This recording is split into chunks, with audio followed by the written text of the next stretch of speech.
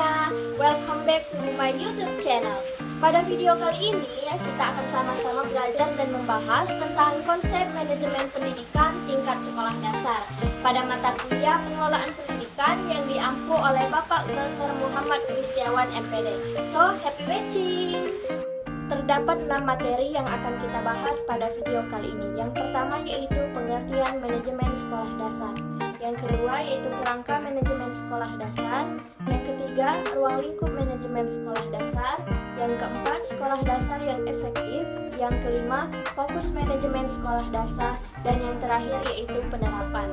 Materi pertama yang akan kita bahas adalah pengertian manajemen sekolah dasar. Sekolah dasar merupakan sebuah organisasi sosial yang mempunyai tujuan yang telah ditetapkan.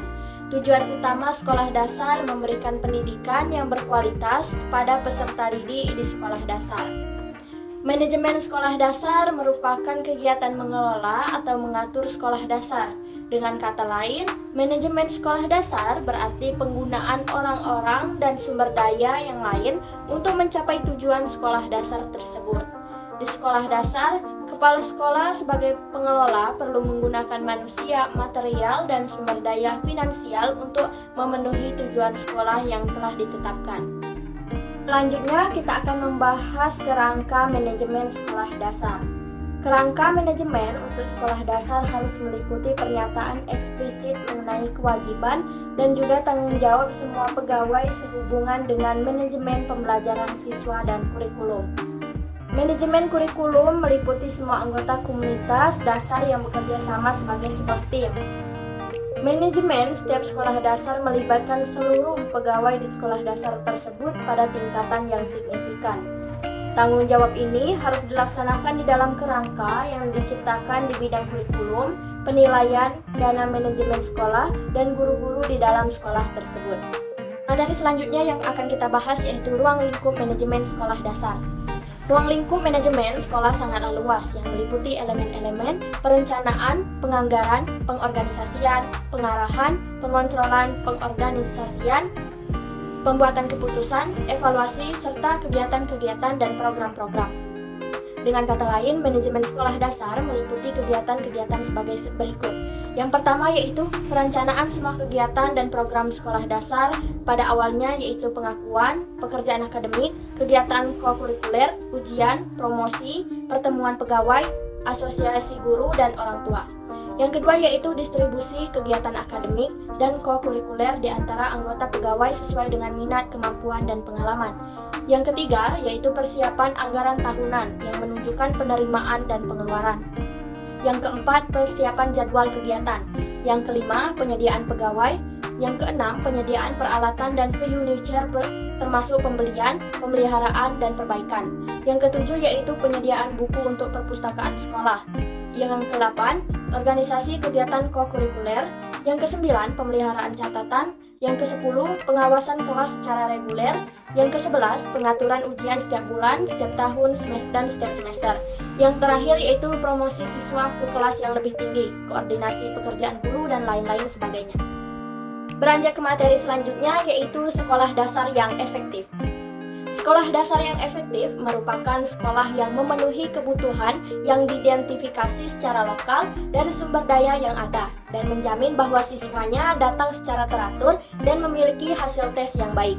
Menurut definisi ini, sekolah dasar yang efektif lebih memfokuskan pada kualitas hasil daripada kualitas proses yang dilaksanakan. Mengutip pendapat Marini pada tahun 2014 halaman 77. Hal ini tadi berbeda dengan definisi kurikulum nasional yang mengarahkan kita pada asumsi bahwa sekolah yang efektif adalah sekolah yang memaksimumkan pencapaian siswa dan perkembangan individu serta mempersiapkan siswa untuk kehidupan selanjutnya. Sekolah dasar yang baik berbeda dengan sekolah dasar yang efektif. Apa sih perbedaannya? Sekolah dasar yang efektif berkembang secara efektif dengan cara memeriksa baik dimensi normatif maupun dimensi prosedural. Keadaan ini menunjukkan bahwa sekolah dasar yang efektif berkembang dengan sukses dalam segala arah. Sedangkan sekolah dasar yang baik berkembang dengan sukses menurut agenda yang telah disetujui. Efektivitas berhubungan dengan pencapaian tujuan yang tepat dan yang telah disetujui, di mana tujuan-tujuan ini ditentukan baik secara internal dan juga eksternal. Materi selanjutnya yang akan kita bahas adalah fokus manajemen sekolah dasar. Nah, fokus manajemen sekolah dasar adalah memberikan bekal kemampuan dasar kepada siswa untuk mengembangkan kehidupannya sebagai pribadi, anggota masyarakat, warga negara, dan anggota umat manusia, serta mempersiapkan siswa untuk mengikuti pendidikan menengah. Materi terakhir yang akan kita bahas pada video kali ini adalah penerapan. Untuk meningkatkan mutu lembaga pendidikan, ada 5 hal yang harus diterapkan menurut Baharudin pada tahun 2010. Yang pertama yaitu pengembangan dan perbaikan kurikulum berbasis kompetensi. Yang kedua, memperhatikan kondisi kebutuhan siswa dan masyarakat. Yang ketiga, sistem evaluasi yang ada hendaknya dirancang dengan berbasis keahlian peserta didik. Yang keempat, perbaikan sarana dan prasarana pendidikan, pengembangan dan ketersediaan bahan ajar. Dan yang terakhir yaitu menambah intensitas pelaksanaan pelatihan atau training bagi pendidik dan tenaga kependidikan. Demikian saja materi yang bisa saya sampaikan pada video kali ini. Semoga bermanfaat untuk kita semua. Saya akhiri, wassalamualaikum warahmatullahi wabarakatuh.